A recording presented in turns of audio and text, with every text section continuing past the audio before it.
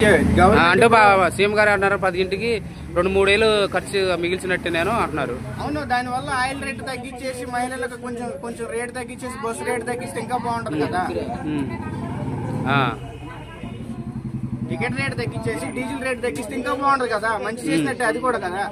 Free పెట్టడం వల్ల ఏమైందంటే అవతల వాళ్ళందరూ చాలా మంది ఇబ్బంది పడతారు. ఎన్ని కుటుంబాలు ఇప్పుడు చూడు, ఆటో వాళ్ళందరూ కూడా ఈ 10,000 రూపాయలు ఇచ్చినా సరే ఈ 10,000 రూపాయలు వాళ్ళే వసూలు చేసేస్తారు కేసుల రూపంలో.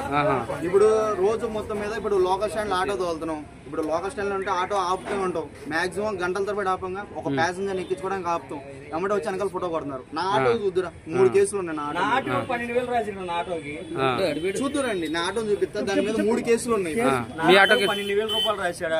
ఏది సంవత్సర కాలంలో 12,000 గత ప్రభుత్వంలో ఒక 0 కేసు. అంటే రూల్స్ పాటించలేదు మీరేమన్నా? అంతకుముందు అంత లేదు ఆ గవర్నమెంట్ లో. అంతలే అంత ఉందండి. మా అయితే ఒక 1,500-1,000 రూపాయలు రాసి వదిలేసాడు అంతే. ఇక్కడ 12,000 ఒక్కసారి దొరికినది 12,000. ఇంకోసారి అయితే బండి సీల్. అది ఇన్సూరెన్స్ లేనందుకే. ఇప్పుడు వాళ్ళు ఇచ్చే 10,000 రూపాయలు ఇన్సూరెన్స్ కట్టుకుంటే మరి మిగతా ఎట్లా ఈ 11 ఏళ్ళు ఎలా బతకాలా? 11 ఏళ్ళు ఎలా బతకాలి? ఒక అతను మేము అడిగాము, ఒక అతను ఏమంటే దేనికి దేనికి అమౌంట్ కట్టంగా నందిగంలో ఉందిగా.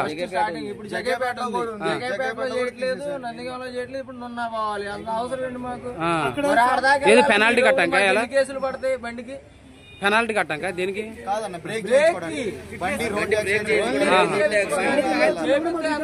చెకింగ్ మంచిగా ఉందా లేదా అని చెకింగ్ కోసం.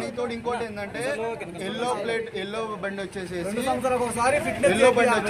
విజయవాడ నో పర్మిషన్ అన్నారు. గత ప్రభుత్వం 5 ఏళ్లలో విజయవాడ 10 సార్లు వెళ్ళిన రోజు మీద ఒక్కసారి కూడా ఆపలేదు. ఇప్పుడు వెళ్తే సార్ బండి సీల్ అంటున్నారు.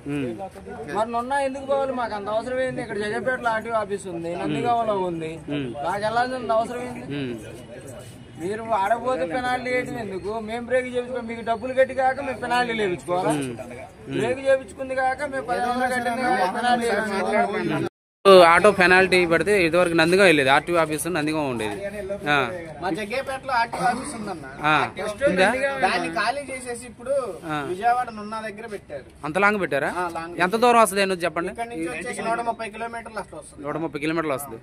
మరి అక్కడికి వెళ్ళటానికి ఇబ్బంది అయితే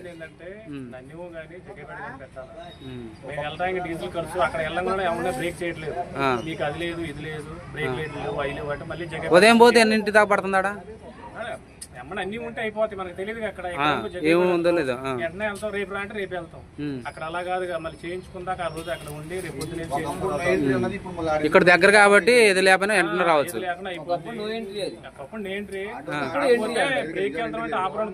ఒకప్పుడు నో ఎంట్రీ విజయవాడ దాకా బళ్ళు లో ఎంట్రీ కదా. ఇప్పుడు ఎలా అది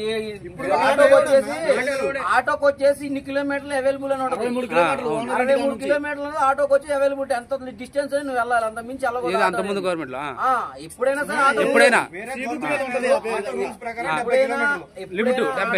ఎప్పుడైనా ఆటో రూల్ ప్రకారం 70 కిలోమీటర్స్ అంటే బిలో వెళ్ళొచ్చు, అంత మించి వెళ్ళకూడదు ఆటో రూల్ ప్రకారం. ఇప్పుడు ఆ రూల్స్ లేవు, రెగ్యులేషన్స్ లేవు. ఎంత దూరం పోవచ్చు? 130 కిలోమీటర్లు ఎంతకన్నా 150 కిలోమీటర్లు. అక్కడ ఆటో తీసేసి జగ్గేపేటలో పెడితే మా కొద్దిగా సేవ్ అయింది అంతే. ప్రయాణ ఖర్చు, టైం సేవ్ అయింది. 2 రోజులు 3 రోజులు